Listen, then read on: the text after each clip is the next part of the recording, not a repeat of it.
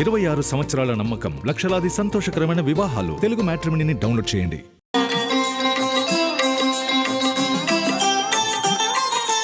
నమస్కారం. ఆషాఢ మాసంలో శుక్లపక్షంలో వచ్చే పంచమి తిథి స్కందుడికి ప్రీతిపాత్రమైన రోజని ధర్మసింధు అనే ప్రామాణిక గ్రంథంలో చెప్పారు. అందుకే దీన్ని స్కంద పంచమి అనే పేరుతో పిలుస్తారు.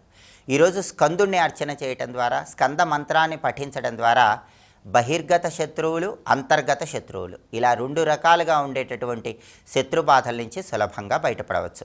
సుబ్రహ్మణ్య స్వామికి స్కందుడు అనే పేరుంది. దానికి కారణం ఏంటంటే పరమేశ్వరుడి దివ్య తేజస్సు పార్వతీదేవి గర్భంలోకి ప్రవేశించకుండా భూమి మీద పడినప్పుడు అగ్నిదేవుడు శివుడి తేజస్సును స్వీకరిస్తాడు.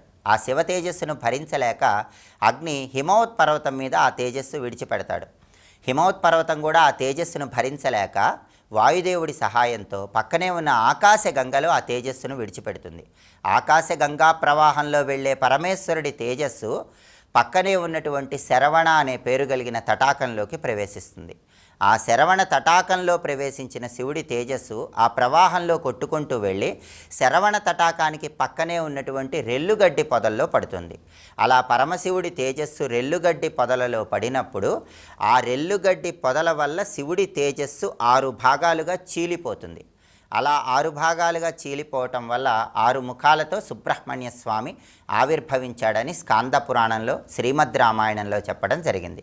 సంస్కృతంలో చీలిపోవటాన్ని స్కందం అంటారు. కాబట్టి శివుడి తేజస్సు చీలిపోవటం వల్లే సుబ్రహ్మణ్య స్వామి 6 ముఖాలతో వచ్చాడు. కాబట్టి ఆయన్ని స్కందుడు అనే పేరుతో పిలుస్తారు. స్కంద నామంతో ఉన్న సుబ్రహ్మణ్యుడికి ప్రియమైన పంచమి కాబట్టి ఆషాఢ శుక్ల పంచమిని స్కంద పంచమి అనే పేరుతో పిలుస్తారు. అందుకే ఈరోజు అందరూ కూడా ఇంట్లో దీపారాధన చేశాక ఓం స్కందాయ నమః ఈ మంత్రాన్ని తప్పనిసరిగా 108 లేదా 54 లేదా 21 సార్లు పఠించాలి.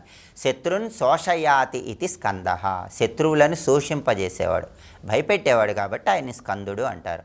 స్కంద ఇతి అబ్రువందేవ స్కన్నం గర్భ పరిశ్రవాత్ కార్తికేయం మహాబాహుం కాకుత్స జ్వలన ఉపమానం అని శ్రీమద్ రామాయణంలో శ్రీరామచంద్రమూర్తికి కూడా మహర్షులు ఈ శ్లోకాన్ని చెప్పారని వర్ణించడం జరిగింది. కాబట్టి సంపూర్ణంగా బహిర్గత, అంతర్గత శత్రుబాధల నుంచి బయటపడటానికి, శత్రువులను కూడా మిత్రులుగా మీకు అనుకూలంగా మార్చుకోవటానికి ఇంట్లో దీపారాధన చేశాక ఆషాఢ శుక్ల పంచమి, స్కంద పంచమి సందర్భంగా ఏ మంత్రాన్ని పఠించాలో ఇంకొకసారి చూద్దామా మరి. ఓం స్కందాయ నమః. చాలా సులభమైన మంత్రం, శక్తివంతమైన మంత్రం. మంత్ర పఠనం చేయండి, చక్కటి శుభ ఫలితాలు సిద్ధింపజేసుకోండి. స్వస్తి.